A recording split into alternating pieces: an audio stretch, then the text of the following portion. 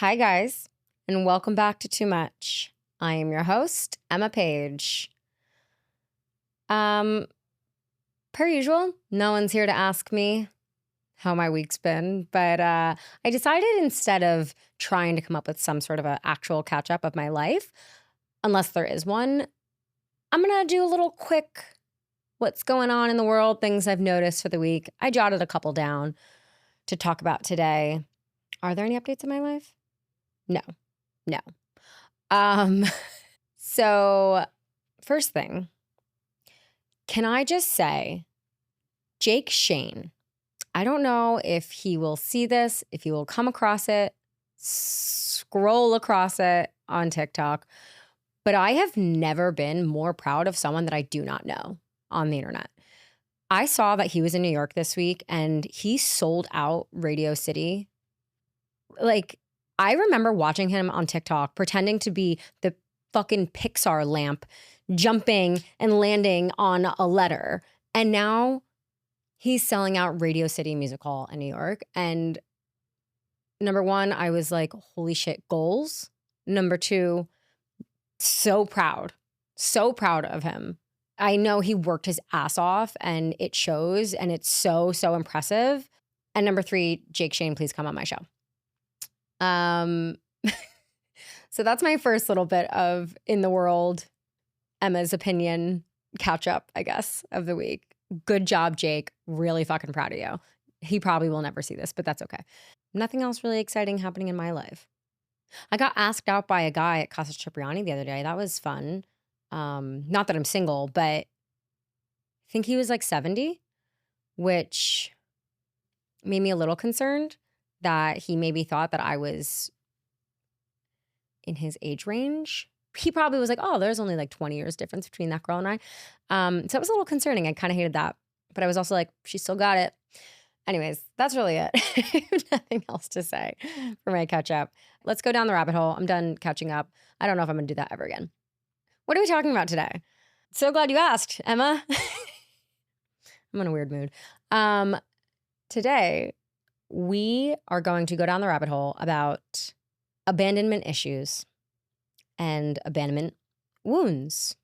I was originally going to do an episode today on like my part 2 of hyperindependence, but I thought this was a really important topic to cover first because I reference my abandonment issues so much in my hyperindependence topic that I really just wanted to like go down that rabbit hole and explain where that all stems from for me. Also, like, what are abandonment issues, what they affect in your adult life.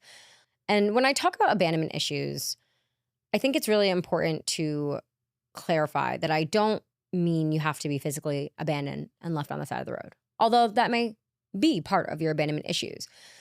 Abandonment issues can be both emotional and physical, and then also the attachment theory, which it really kind of bottles up to. But essentially, attachment issues are the emotional echo from a time where connection felt unsafe, unavailable, and conditional. Whether this was a time, when you're like 2, 3, 4, truly a child, or even like your early developmental years of being a teenager or a preteen. So what is abandonment? Abandonment is the actual experience or just the fear of being rejected or left behind or even unloved by someone that you rely on. Again, emotionally or physically. This can come from unstable or inconsistent caregivers. It can come from death or divorce in the family, or parents that were physically present but may have been dismissive or perhaps made you feel rejected, or they were super critical or preoccupied. So although all of these experiences are essentially when you are a child, those experiences are happening at the same time that your brain is developing all of these behaviors that are going to follow you through the rest of your life, like your attachment style. So what is your attachment style, you may ask? It is derived from the attachment theory, which was conjured up by John Bowlby. I think I'm saying that right. And it's essentially saying just that our early relationships, especially with caregivers, shape how safe or unsafe we're going to feel when we make connections later in life. So there are 4 types of attachment styles. The first one is secure, And that is, I trust, I connect, and I can handle hard things. The second one is anxious. And that is the, please don't leave me. I will do anything. Next, we have avoidant, which is, I am fine on my own. Emotions are too risky. Next, we have disorganized, which is a combination of those three. And that is essentially, I want you close, but I still really don't feel safe. Still a little iffy. So essentially, to bring it all back, if you have abandonment wounds, or if you experience any type of abandonment when you are a child, you'll likely have either anxious or avoidant attachment styles, or disorganized, which is a combination. And that I kind of feel like is what I have. My abandonment wounds come from being let down a lot. I thought people would stick up for me, and they didn't. I thought my friends would be forever, and they weren't. I thought the people that I loved the most would be in my corner, but they never showed up. And without even being aware of it, these abandonment wounds have stuck with me and showed up in almost every single relationship I have ever been in my life, platonic and romantic. So now it is just a matter of unlearning them. I remember when I first started to realize that maybe there were things that happened to me when I was a kid that kind of fucked me up as an adult. And I want to say that started to happen right before I moved to LA, is when I first started to kind of realize it. I kept describing it to my mom as, I'm having PTSD. And I brought that up to her because I remember learning about what PTSD is and how oftentimes when someone is experiencing PTSD, when they are triggered, they are reverting back to a childlike state or the state they were in when they experienced the trauma. And I was noticing that there were things that I thought that I had grown from, like lashing out, freaking out, overreacting. So all the things that I was told I was doing. But when I was doing all these things, I was like, fuck, like that's what I used to do when I was a kid. And I thought I grew from that. I thought I wasn't like that anymore. But there were certain triggers that like all of a sudden I would be right back there. So I was like, I have PTSD. And when people first hear the term PTSD or people talk about it, like sometimes it's with veterans or people who have experienced physical trauma. But the thing is that emotional neglect is just as damaging as overt trauma. And it can quite literally cause PTSD because our nervous system stores abandonment as trauma. When our connection to love or safety gets disrupted, our brain literally recognizes that as danger. So if that's what you experience as a child, if there are any triggers as an adult, you go into your trauma responses: fight, flight, freeze, or fawn. You see where this is all going? I hear the minds exploding as I'm talking, because mine did too. As I started to research this, a couple of years ago, and again now, it's amazing to see how much it all makes sense. When we experience emotional trauma, especially abandonment, our brain comes up with these coping mechanisms and defense mechanisms. And ultimately, we sometimes end up self-sabotaging our relationships. For example, becoming low maintenance just so you can be lovable. Being the cool girl. Saying I'm fine when you really don't mean it. Or saying that doesn't bother me when it really fucking does. You're avoiding conflict at all cost. What ends up happening? You're not happy. That's not sustainable. Maybe you'll crack one day and maybe it'll all come just pouring out. You end up self-sabotaging. Or there's avoiding vulnerability so that nobody can get close enough to you that it'll hurt if they leave, or you push them away before they can even get close. So then they can never leave you. And then you're just alone. Or people will get frustrated because you're not letting them in. And then there is overcompensating, which is doing the most, doing too much because you feel like you have to earn your love, or you feel like you have to prove your value so that you won't be disposable. This is the people pleasing. the over apologizing. I have definitely been guilty of this one. I've talked about it in a lot of my episodes where I constantly was just doing things for people because I wanted to show them how valuable I was. That's where this comes from. This fear of abandonment. Please don't leave me. Look what I can do. And look where that got me. In my past relationships, I am happy now.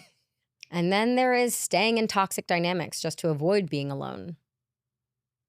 Clearly, we know how that self-sabotage is. You're literally just going to be in a shitty relationship and you're hurting yourself and you're hurting your opportunities of ever meeting someone being happy. Not great. Self-sabotage. And then the biggest one for me is you become hyper independent so that you just avoid needing anyone. If I can do it myself, I won't need them there. If I don't expect them to be there, I won't be disappointed when they're not. When people continuously let me down or just weren't there for me when I expected them to be, my brain just wanted to protect me because it felt like no one else would. So I became hyper independent. And like I said, I will do a whole episode on hyper independence, or a second episode on hyper independence in 2 weeks. So stay tuned for that. We will go further down that rabbit hole. But if you don't know what hyper independence is, and to give you a quick refresher, it's essentially a coping mechanism from being continuously let down throughout your life. It's that mentality of, I'm not going to need you so that you won't let me down. You won't disappoint me. I'd gone through so much pain and feeling of loss and feeling of being disposable throughout my life that I just was like, nope, I don't need anyone. I will learn to just be on my own so that people will stop letting me down, because they weren't going to stop letting me down. I knew that. So I would just lower my expectations, essentially. Although lowering your expectations is probably the healthier way to do it, hyper independence is like taking it a step too far, because then it leads to isolation and self-sabotaging relationships and just a whole bunch of other shit. You can go and listen to my episode. I Can Do It Myself. That was like my first part on hyper independence.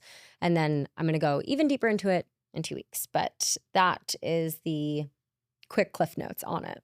So after we become adults and we develop all of these coping mechanisms because of our abandonment wounds when we're kids, then we start to see some patterns. If we're reflecting and really thinking about it, there are patterns that show up in our relationships and our friendships over the years. We're sitting there and saying, why do these relationships keep ending? Why do my friends keep leaving me? Why do I keep going from guy to guy or friend to friend? And a lot of times this can be traced back to our abandonment wounds. So some of the patterns in relationships, this might look like being really clingy or being super dependent in a romantic relationship or platonic, actually, any relationship. You have a constant fear of them leaving you, even without evidence. You're just cynical and you're like, well, this isn't going to last. You start to think that everything is temporary. And it eventually puts up a wall and just makes it like really hard for you to envision a future, and really hard for someone to build that future with you because of that. And one of the most common patterns is that you keep going for emotionally unavailable people because that chaos feels familiar. And it feels better than the safety that your brain is identifying as danger. You're thinking to yourself, if I'm with someone who's emotionally unavailable, then I'll be safer because I'm not the problem. They're the problem. They're emotionally unavailable. And you know that it's not real. It's not going to last. So you feel safer because you don't have to commit to that permanence. Therefore, you won't be hurt in the end if they leave you. And lastly, there's mistaking intensity for intimacy. And this is essentially where we start to fall for love bombing so easily, because we're like, wow, someone is actually giving me the love I deserve. Someone is actually showing me so much affection and pouring all of their love into me. I've never had that before. This must be real. So it just kind of clouds our judgment also. Just as a disclaimer, you do not need to be doing all of these things. It's not like you check every one of these boxes and you have abandonment issues. These are just when you see patterns, when you're doing one of these things or multiple of these things over and over and over again in your relationships. So I'll be honest with you. My abandonment issues really don't come from my parents. And that is probably the most common place that they come from, because it's about your inconsistency in the caregiver and the person that was supposed to be there for you, all that. That is very common for a lot of people, but it's just not really how mine formed. My parents were very present throughout my life, really supportive and loving. I was very fortunate in that way. But I'll tell you where they do come from. My family always used to do guiding eyes for the blind when we were kids, and I used to joke that that's where my abandonment issues came from. And if you don't know what that is, it's essentially when Labradors are being trained to eventually become guide dogs. And when they're born and they're puppies, they go through a socialization program. So we used to get 2 labs that were like 8 weeks old for 4 days at a time, every other month or something like that. And you can imagine, I mean, I was like 5 years old and I was getting this like little puppy to take care of. And then every single time the 4 days was up, I would sob my fucking eyes out. My parents were just like ripping my heart out of my body. We would throw tantrums. We would name them. We fell in love with their puppies. I would probably have the same problem now. So I always used to joke that that's where my abandonment issues came from. And it wasn't until about 2 years ago, I was out one night at a bar. It was kind of a late night. And I met this girl and she was an au pair or a nanny. Now, I don't know if I've ever touched on this, but I grew up with nannies. Not only grew up with nannies, I grew up with about 20 to 25 different nannies throughout my life. Some of which I think are listening right now. Hi, guys. Thanks for raising me. I know I just said that my parents were very present, but they did work, 9 to 5s, 9 to 6s, Monday to Friday. So we had nannies that were live-in. They had off on the weekends. So we were with my parents on the weekends. We were with my parents in the morning and night, whatever. But they were always around. And I had them my whole life. So when this girl told me that she was an au pair, I was like, oh my God, like I had a nanny growing up, blah, blah, blah. So we're chatting and she said to me, I have to leave my family that I'm with and I'm really nervous to do that. And I was like, why? And she goes, because I'm really nervous that I'm going to give this kid abandonment issues. And I was like, what are you talking about? And she was like, well, I was his caregiver. I was always around. I was the person he relied on. And now I'm leaving him. So I don't want to fuck him up. And I was like, oh my God. A big old light bulb went off. So, like I said, when I was growing up, I had about 20 different nannies, and each one felt like my best friend. We would do arts and crafts together. We would go on adventures together. We would just do all these activities together. I was really, really active as a kid. And then one day they'd be gone.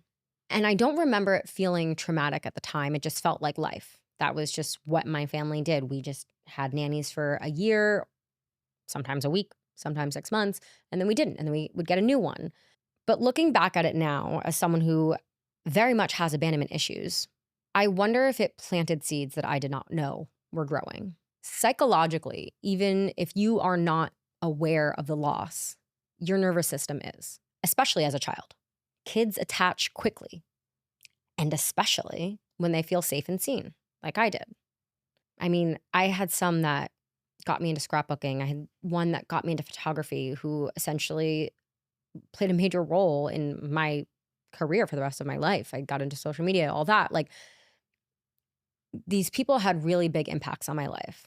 So when those safe figures suddenly disappear over and over again, your brain starts to associate closeness with loss, trust with instability. Everything from there on out starts to feel temporary. So you are in a constant state of fight or flight. And I didn't even know. And it's not about blaming anyone, but it's just about identifying these patterns and recognizing that they exist. That some patterns that we struggle with as adults were quietly written as children. We didn't have to be in some crazy abusive household to be wounded like this and eventually grow up with these issues and these scars. Sometimes the people who made you feel the safest were also the first to unintentionally teach you that love does not always stay. So that was my life from birth to 16 until I could drive. And when I look back now, I actually had this realization today. it's almost like I mimicked it for the rest of my life. My love life and my friendships have always felt like an infinite revolving door, one in and one out. And I think the worst feeling that evoked in me was this feeling of being disposable. This feeling of I am not, Jesus. This feeling of I am not good enough for someone to stick around. I am not bringing enough to their life to where they feel like they can just toss me aside and move on to the next friend or move on to the next person. If they were so willing to ghost me and cut ties with me, then it must mean that I brought nothing to their life. So it created a monster in me because I just started overcompensating and I started becoming obsessed with proving myself to people. Constantly giving gifts, constantly with surprises, and just pouring so much more of myself into relationships and friendships than I was ever getting back. And, I am a level-headed thinking person. So when I would do this and then I wouldn't get anything back, I'd be like, well, wait, this isn't a reciprocated love, a reciprocated care, and I deserve that. So then I would lash out and I would feel triggered and I would cause fights. And so I guess I wasn't that level-headed, but I would freak out. And, when I was 20, 21, 22, like I was fighting with my friends. Like I haven't gotten in a fight with my friends in years. But back then, like I didn't really understand all of this. And I feel bad. Oh God, I'm gonna cry.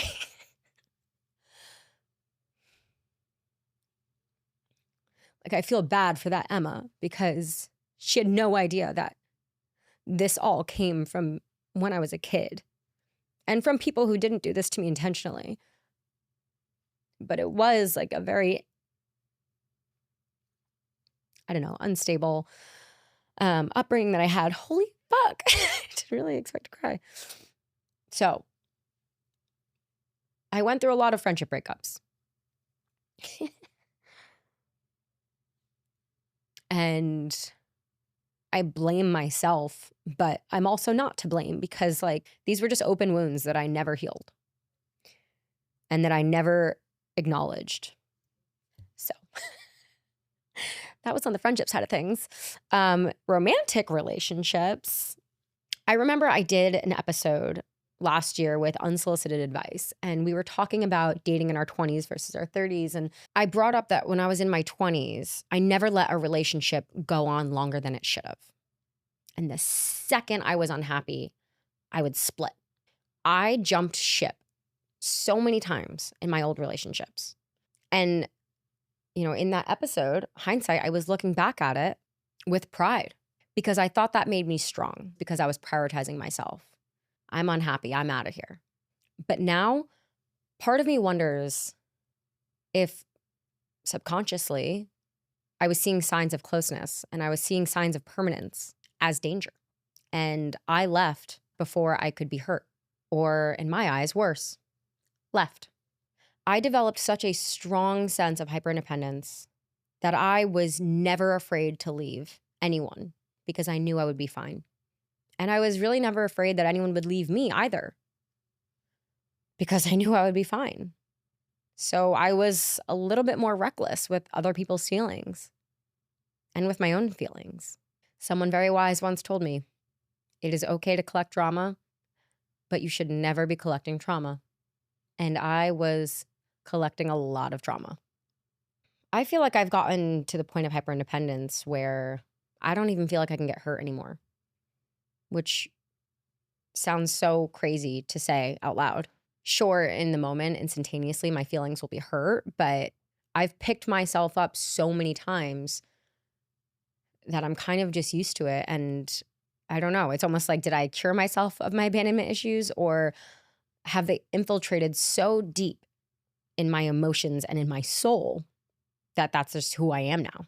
And I guess that's why I look at my hyperindependence as both a trauma response and a superpower. When people let me down, I am less affected. I can bounce back. But when good people try to connect with me, I don't let them in, ultimately pushing them away. So, all that to say, my abandonment wounds are still very much a part of who I am. I really don't blame anyone for it. My parents needed to work. They provided us childcare and great childcare. We were so fortunate for that. I think, oh my God, I'm crying again. My inner child, that little Emma, I think she lost her best friend a lot more than I even remember. And maybe I even like blocked it out as a trauma response. But I don't know. It's so important to just like recognize and identify these things. I don't know, so that we can give ourselves more grace for all of this shit that's looked at as really negative. You know, people used to make fun of me so often for having so many relationships and so often for, you know, another guy, another boyfriend. And it's like, this is so deep rooted of why I kept leaving them and why I was okay with them leaving me. And it makes so much more sense of why I had so many friendships that ended. And it's sad that they ended. I hope that a lot of these ex-friends of mine can listen to this episode, maybe understand me better. But I think the biggest takeaway is that we need to identify this now as adults so that we can approach future relationships and current relationships in a much more controlled way. And that we're able to communicate these things to our partners. Because if I knew this about my best friend, I would handle their heart with so much more care. Not to say that I don't handle everyone's heart with care, but I would have so much more empathy for maybe some of the actions that they make or some of the things that they do or say or just how they behave.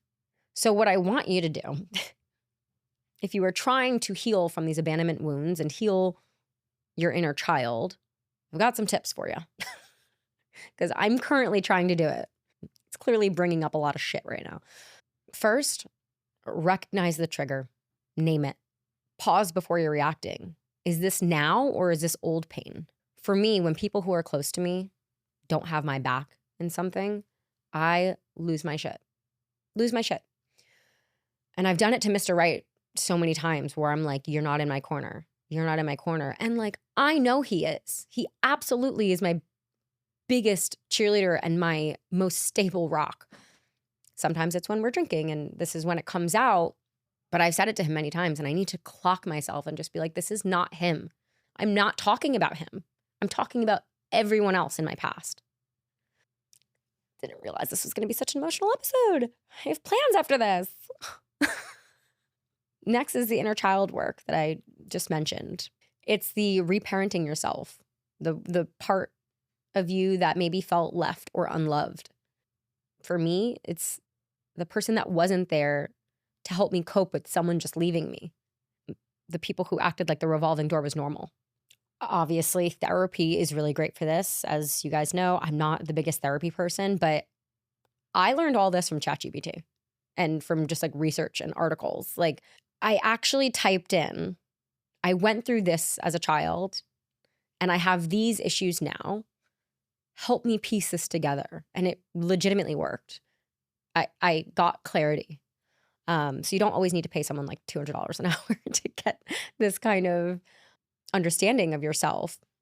But therapy is obviously a great option. And if you have these deep, deep wounds like I do, and you're finding yourself crying maybe right now, or maybe when you're being triggered, like definitely seek help.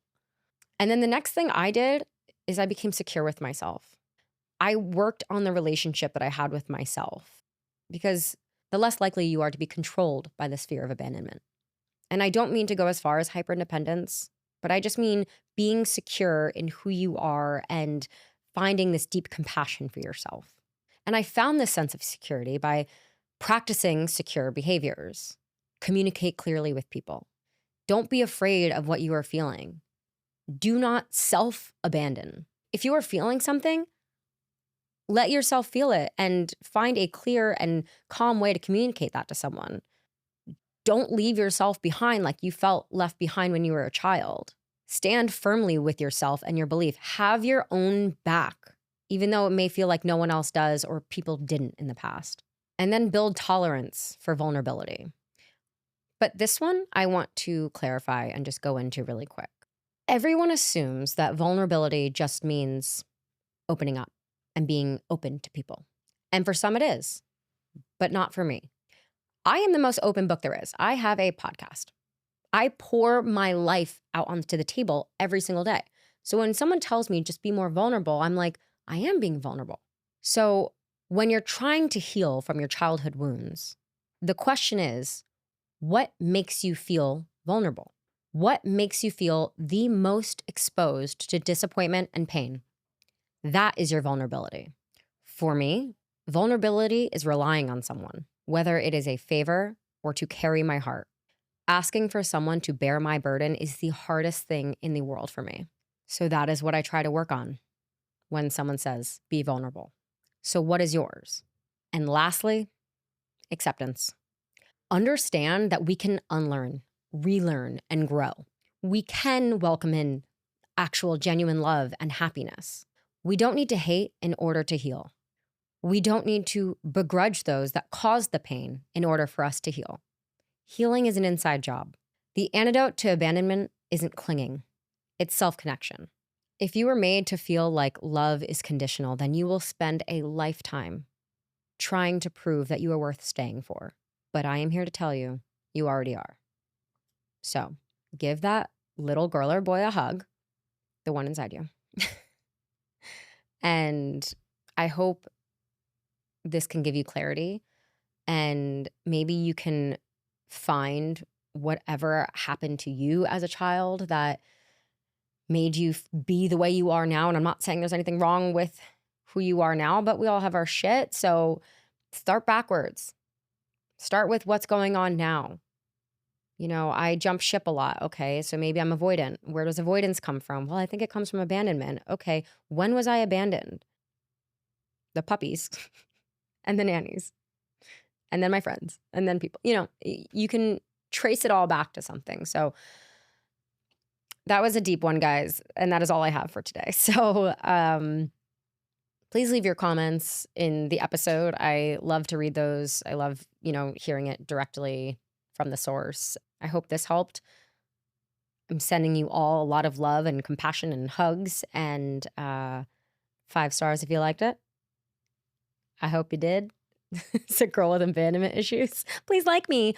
Follow Emma's Too Much everywhere. And also I started a Patreon, guys. The link is in bio. Join that. I'll be doing exclusive content, BTS, all of that. Also early access to events and merch and guest episode information, get merch discounts.